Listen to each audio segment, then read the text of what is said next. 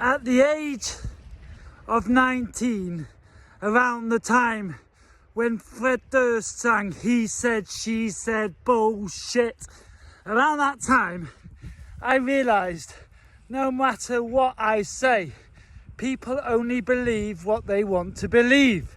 So I decided for myself, from now on, I'm only going to tell my truth.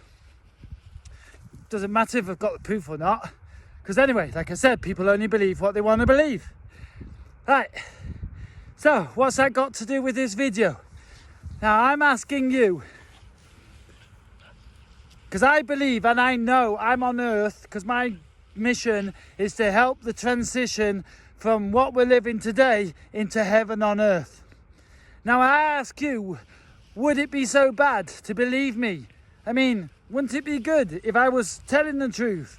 And what harm would it do if we actually did transition from heaven on earth, from this what we're living now to heaven on earth?